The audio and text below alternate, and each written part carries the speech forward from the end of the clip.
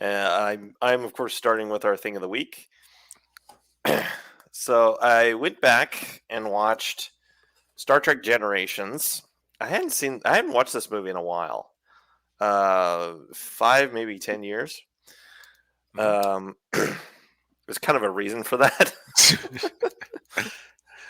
um, but yeah. So if you've never seen this movie before, this is the first movie featuring the cast from the Next Generation.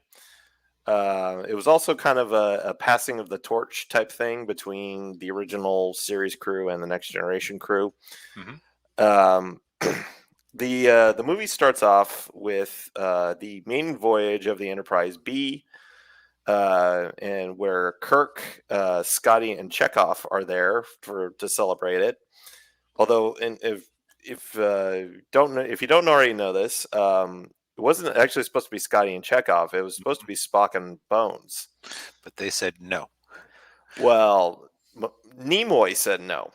Mm. Um, DeForest Kelly, sadly, his health was declining, so he couldn't do Oh, it. that's nature saying no.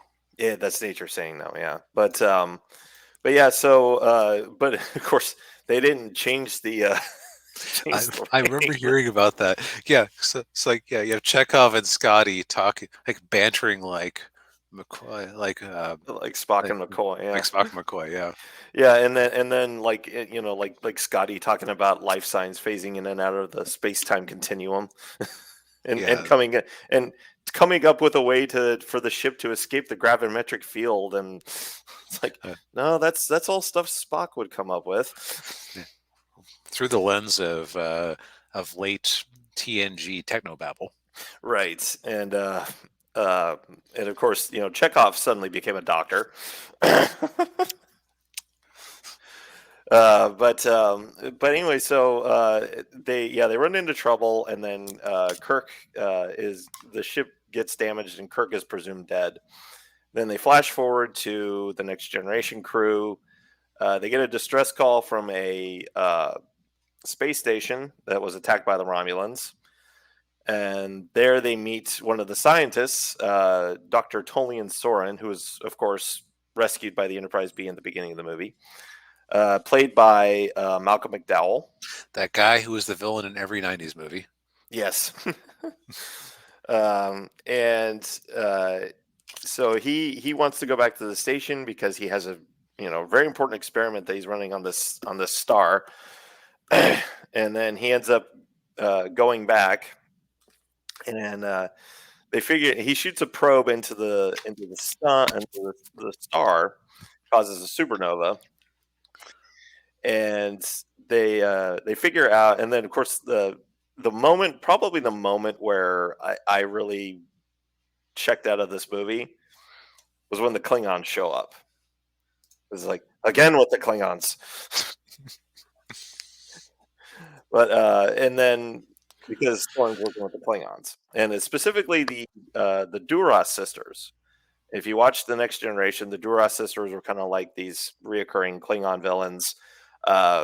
And they were the Duras family and Worf's family were rivals, Mhm. and Worf never talks about them at all. Like, he never acknowledges them at all, which is so strange. It's just like you put them in the movie for a reason. It's just like, yeah.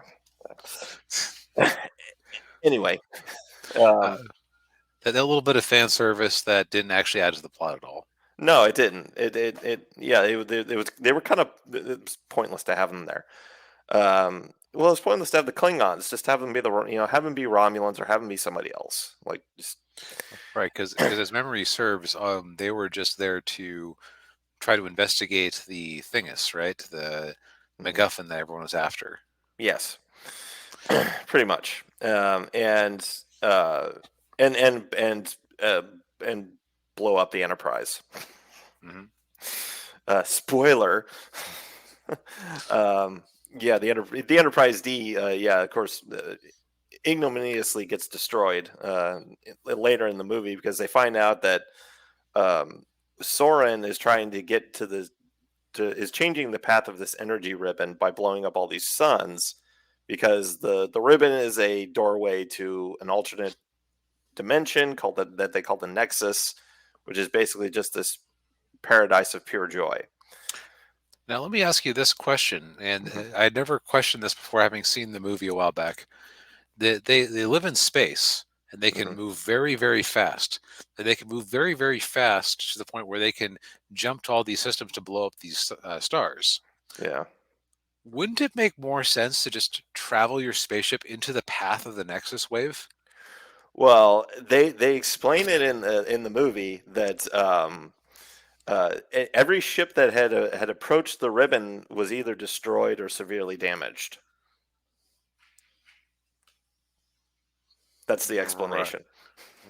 Okay, so what it has to be on a planet to get picked up by the Nexus? I guess. Yeah. I don't know. Is, Yeah. is It's the never. is the Yeah. ribbon just metal phobic?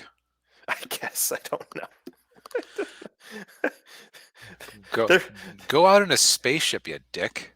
Or Yeah. go out or vent yourself out of there in a spacesuit, you dick. Yeah. but um.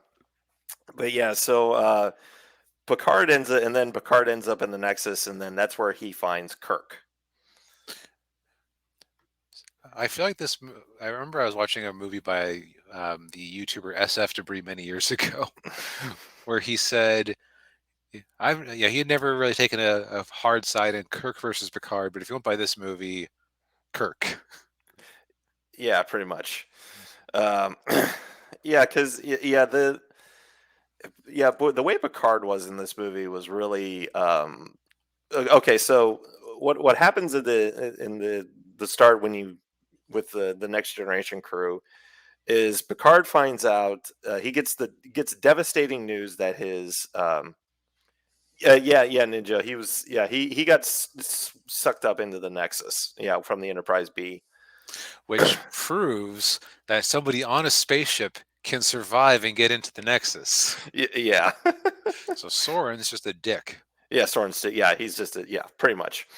But yeah, so Picard he gets devastating news that his brother and nephew had died, In a and fire.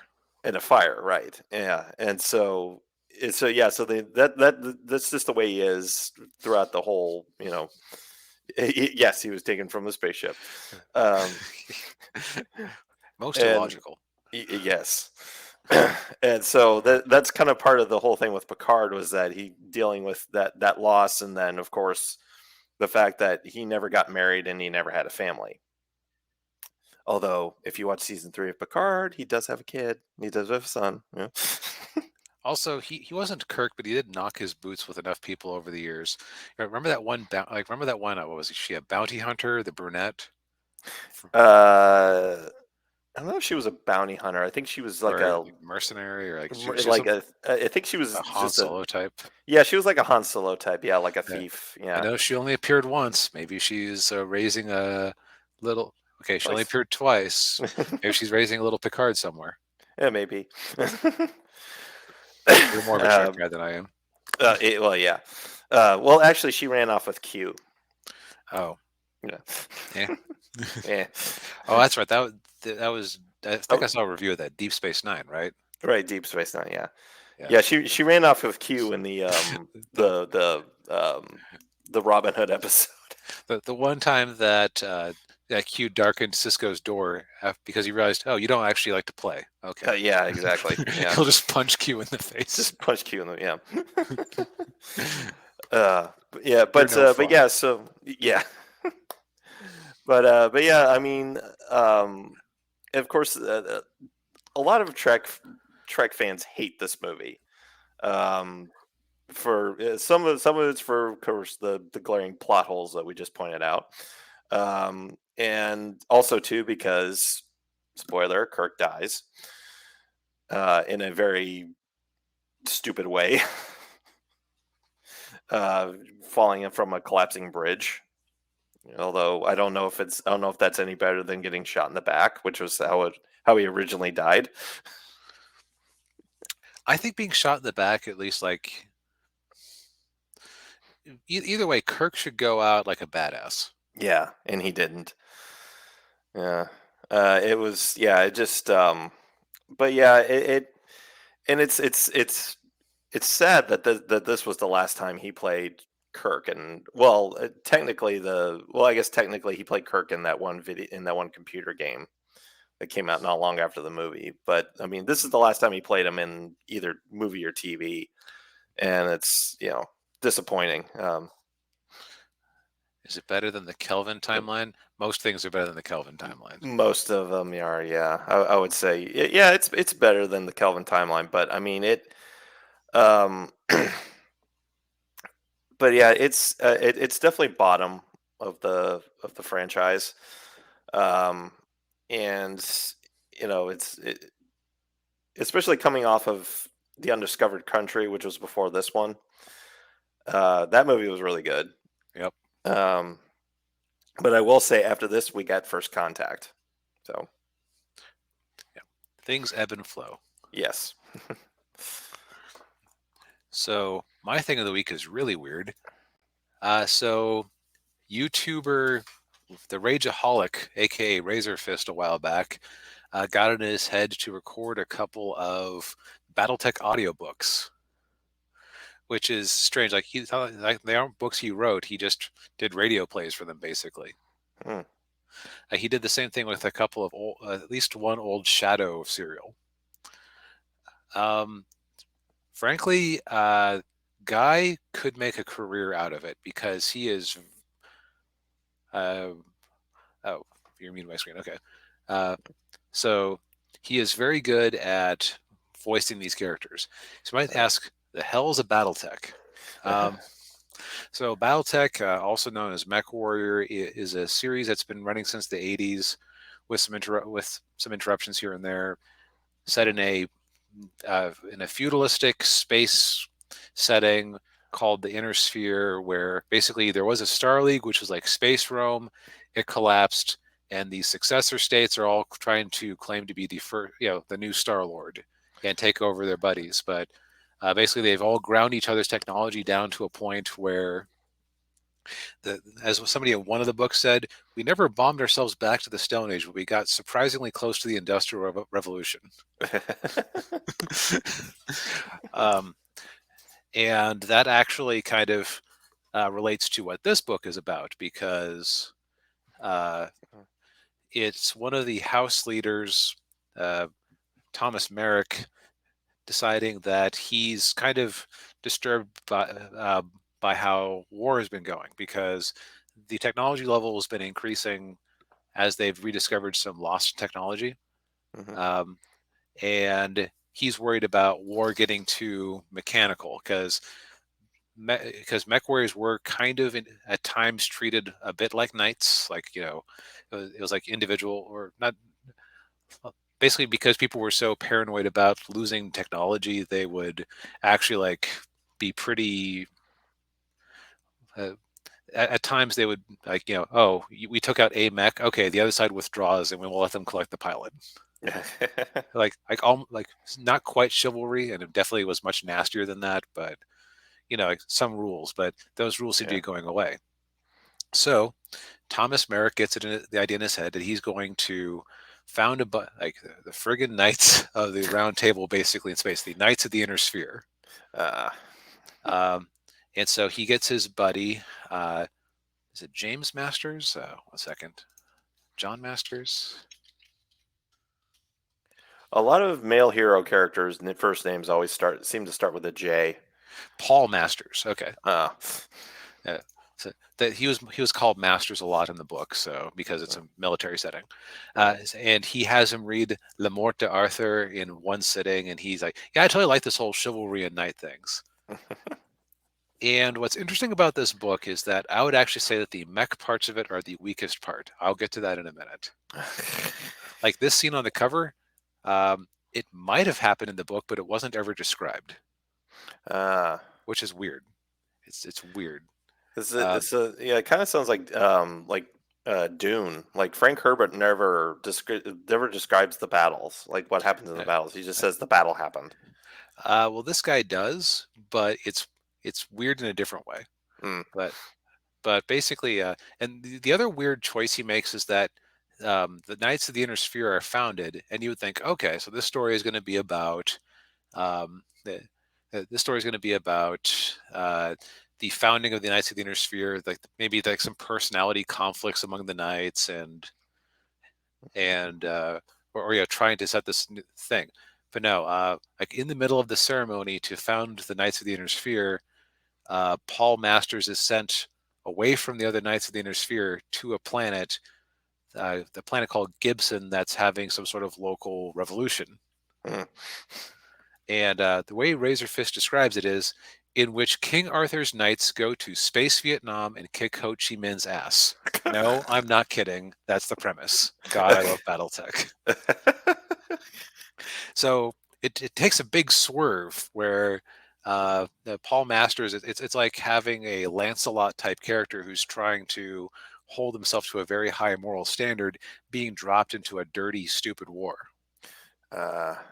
And just there's a lot of for being a licensed uh, thing aimed at teens in the 90s.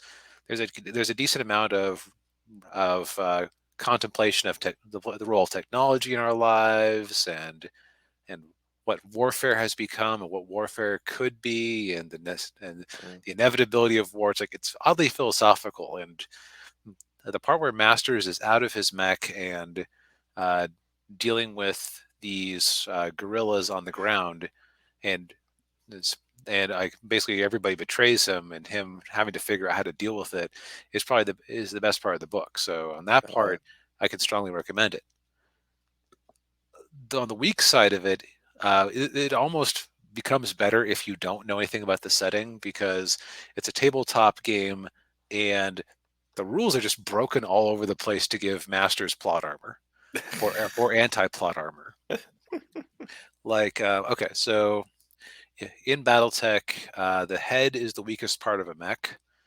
But to compensate for this, when you're doing your dice rolls to see if you hit, you have to roll a 12, which means you only have a 1 in 36 chance of a head hit. In one of the fight scenes, Masters is up against a mech that is a whole weight class heavier than him after he's already been damaged. And his way he deals with this is he just targets the head and takes it out casually. Now, I think there are rules for called shots in the board game. It's been a while since I played, but still, it's just it doesn't work like that. Yeah. And then in the last fight, there's actually a scene where some revolutionaries are trying to fire some tactical nukes into a group of mechs, which is a big no-no for a variety of reasons. And Masters' mech had lost one of its arms, and so he was down to a couple of weapons. And as he's firing at these rebels who are trying to shoot these tactical nuke missiles, he fires them over and over again. One of the missiles is called a streak SRM missile, which the streak thing means that by game rules, you literally cannot fire and miss. Like if you fail your dice roll, the missiles do not fire. He repeatedly misses with it to build suspense. He's firing his weapons over and over again, and his mech proceeds to shut down. By the rules of the game, even if he had taken the maximum damage to his engine possible, there is no scenario where the weapons he was firing could have possibly made his mech even overheat, much less overheat to the point of shutting down for the point of drama. Oh, jeez. And then the other thing is that, like this battle scene here, these two mechs are not mentioned once in the book, like these two specific models. So if you're a BattleTech geek and you're like, oh man, I want to see this awesome fight, this Marauder, that sounds like a cool scene, never described. So I wonder if this was just stock art they had. Probably, yeah. So it's weird that this book is almost best if you go into it not knowing anything about the setting and just assuming, oh yeah, I guess you could just target the head. And but man, it's weird.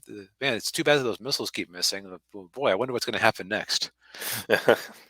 But everything outside of that is just like a classic adventure story. And I don't know that Christopher Kubasik wrote any other books Hmm. in the series, so it could just be that he was kind of unfamiliar with it. But Yeah.